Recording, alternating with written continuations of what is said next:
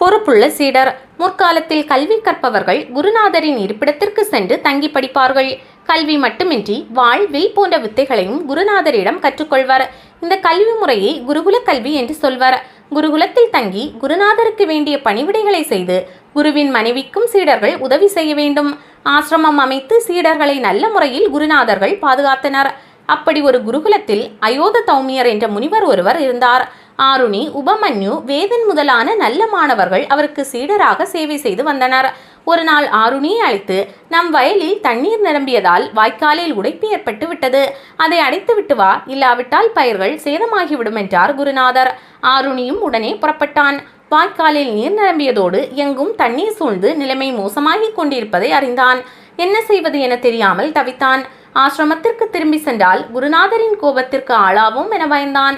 ஆணையை நிறைவேற்ற முடியாதவன் என்ற பழிசொல் வருமே என வருத்தம் ஏற்பட்டது. தன் நிலையை கண்டு பயந்த ஆருணி உடைப்பை அடைப்பதற்காக என்ன செய்யலாம் என தீவிரமாக யோசித்தான். எந்த பொருளை வைத்து தடுத்தாலும் நீரின் வேகத்திற்கு தாக்குப்பிடிக்காது என தோன்றியது. சில்லிட்ட தண்ணீர் சிலிர்ப்பான காற்றையும் பொருட்படுத்தாமல் நீரின் ஓட்டத்தை தடுக்க தானே தடுப்பாக படுப்பது நல்லது என எண்ணினான். வேகமாக வந்து கொண்டிருக்கும் நீரோட்டத்தின் நடுவில் அணையாக படுத்ததும் நீரோட்டம் நின்றது. எவ்வளவு நேரம் அப்படி இருந்தான் என அவனுக்கே தெரியாது. சூரியன் மறைந்ததால் வானம் இருட்டத் தொடங்கியது. ஆருணி இன்னும் வராமல் இருக்கிறானே என்பதால் அயோத தௌமியர் மற்ற மாணவர்களுடன் சேர்ந்து ஆருணியை தேடி புறப்பட்டார். இருளின் வெளிச்சத்திற்காக தீப்பந்தம் ஏந்தியபடி சீடர்கள் குருநாதருடன் நடந்தனர். எங்கு தேடியும் ஆருணியை காணவில்லையே என குருநாதர் தவித்தார். பாஞ்சால தேசத்தை சேர்ந்த ஆருணியே, எங்கிருக்கிறாய் அப்பா என உரக்க சப்தமிட்டார். குருவின் குரலை கேட்டதும் தண்ணீரின் நடுவே படுத்திருந்த ஆருணி தடுமாறியபடி எழுந்தான். நான் இங்குதான் இருக்கிறேன் என குரல் கொடுத்தான். தண்ணீருக்குள் இருந்து எழுந்ததும் குருநாதரை வணங்கினான். வாய்க்காலை அடைப்பதற்கு எனக்கு வழியேதும் தெரியாததால் நானே அதன் குறுக்கே படுத்துக்கொண்டேன் என பணிவுடன் சொன்னான். வயலின் வரப்பிலிருந்து எழுந்து வந்ததால் அன்று முதல் ஆருணிக்கு உத்தாலகன் என சிறப்பு பெயர் ஏற்பட்டது.